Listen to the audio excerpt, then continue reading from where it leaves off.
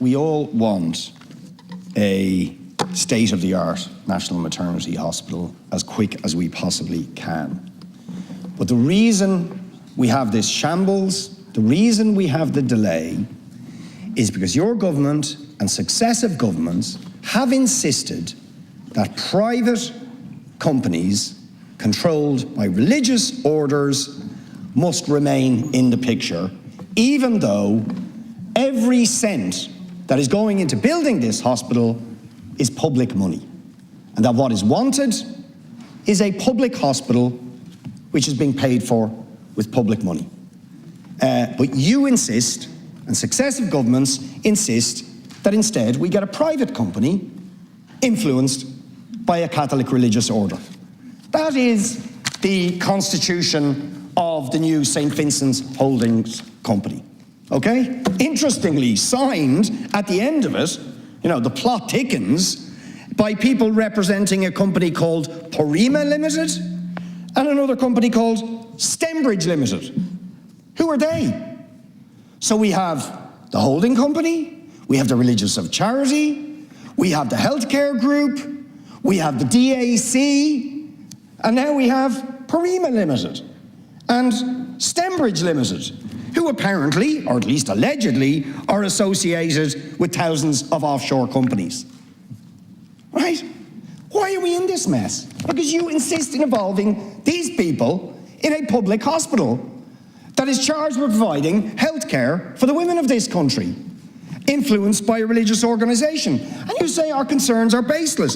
Why did 2 members of the HSE board dissent to the decision to transfer the Religious Sisters of Charity shareholding to this new body? A body set up with the approval of the Vatican. What have they got to do with women's health care in this country? What have they got to do with approving the company that will be the overarching company which will own and control the National Maternity Hospital as well as 3 other hospitals? It's unbelievable, Taoiseach. And who was one of those people? Deirdre Madden, who dissented and is reported as having dissented on the basis that she had, quote, concerns regarding the legal ownership of the site and the building and the governance and control of the proposed new maternity hospital. And you said you're not a legal expert and maybe we're all not legal experts. Well, helpfully, Professor Madden is a legal expert. She's a professor of law at UCC who specialises in health law and medical ethics. She was concerned enough to dissent because of ownership and control questions and governance questions. Do you think she might have a basis for those concerns? Clearly she does.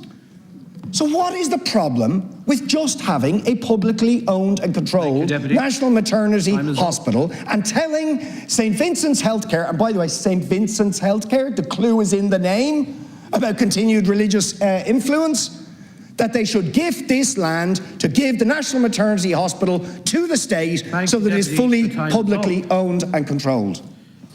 New hospital is a National Maternity Hospital, not St. Vincent's Healthcare. Hold on. The 3 board members would say. Hold on a second now, you've had your say. Let's not try and, as you say, deepen the plot for whatever reasons you might want to deepen the plot. And there's a lot of conspiracy theories floating about the place. Can I nail one? The Vatican should have nothing to do with anything to do with healthcare here in terms of public hospitals, has nothing to do with healthcare here in terms of this particular maternity hospital, and will have nothing to do with it. So forget about that. That's gone out of the equation totally. Likewise, in terms of any involvement of any religious ethos, out of the question. That's very clear in the legal documents that underpin this new hospital that will be built via, and the hospital is a 300-year lease for a tenner a year. 300-year lease for a tenner a year. That's what it has been agreed. And in addition to that then, through the constitution of the new hospital, through the Articles of Association, through the Golden Share Arrangement, cast iron guarantees that all legally permissible services in the state will be provided to women today and right into the future. Now, you say that I insist on a private company with a religious influence. I don't, actually. I prefer, I'm very clear, if I was starting out, and I'm very clear from now into the future, it would be state hospitals, fully. But co-location correctly was identified by expertise in medicine and in health as the optimal configuration in terms of having better outcomes for women. That you would co-locate maternity hospitals on tertiary hospital sites. The only place we seem to have done it, well, there's others in other locations, but in major hospitals, the Cork Maternity and Neonatal is on the site of CUH. The idea was Vincent's and Holles Street would come, and that was mooted, I think, 20 years ago, that there would be a relationship between Holles Street and Vincent's. Not because of any religious ethos or anything like that, but more because of combining two good, high-standard hospitals to get better outcomes for women. That was the original motivation, Deputy, not what you're suggesting it was. We do have, historically, a model of healthcare in Ireland that has been led prior to the 40s and 50s by religious orders. That was how things evolved historically. And in many instances, that is increasingly reducing very significantly. In the case of Vincent's, they're now out of the equation. They're most certainly out of the equation in terms of the National Maternity Hospital, have no involvement and will have no involvement. And we need to accept that at least as a factual position. Religious ethos involved in this new National Maternity Hospital, and there will not be. There are fantastic staff in St. Vincent's and many of the other hospitals run by, so I want to predicate everything I say by making that point. Fantastic people, but the problem is, why do these religious organisations that don't, for example, in St. Vincent's Hospital, you can't get sterilisation or vasectomy? Why not? Why not? This is a hospital that's publicly funded, but owned by a religious organisation that has an ethos that doesn't believe it. They want to give certain procedures, and they continue to have an influence. In the new St. Vincent's Hospital, they've 3 board members, and they will be on the holding group, which is the overarching group that will own the 4 entities. Now, the DAC for the National Maternity Hospital, the private hospital, Vincent's, the public hospital, and St. Michael's Hospital in my own area. Why did Deirdre Madden, the professor in law, vice chair of the HSE, have the concerns she had, if they're baseless? Why? Why does St. Vincent's insist on retaining a foothold in the new holding company? Why? Because it wants hold of an asset? Why do we need a private company that has other private companies as subscribers? Why do we need all that rather than simply a publicly owned and controlled hospital on public land? That's what I mean, and that's what's causing the delays, and I do not understand why you continue to allow them to influence the equation, to be involved in the equation, and indeed ultimately be the cause of the delays we are now suffering.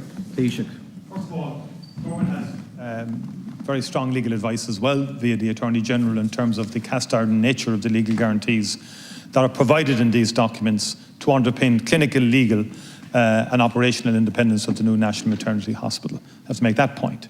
And again, as I said, protecting the state's interests were critical in terms of the legal agreements that have been arrived at. But most importantly, that better outcomes for women and for babies delivered at the maternity hospital has to be the key rationale and motivation behind everything that we do. It was co-location brought 2 hospitals together. The idea behind co-location. Holles Street with St. Vincent's. St. Vincent's is a separate group and has been historically, as we know. They've given explanations for what you've highlighted in respect of the constitution of the St. Vincent's Healthcare Group. Our concern primarily right now has to be the establishment of a national maternity hospital to replace a hospital that's not physically fit for purpose in the 21st century. And that is my biggest concern. That as we continue to debate on this issue, that women right now are not getting the conditions, Thank you, the Taoiseach. physical Time is up. conditions that they deserve. And also we have this physical transporting of women with serious complications from Time one is up, hospital site please. to another. We have to put that to an end, Deputy. We have to commence beginning to put that to an end. And there's still a bit of a journey ahead of us in terms of getting a hospital built. And as I say, one Time is maternity, up, Taoiseach, substantial maternity please. hospital in 20 odd years isn't good enough.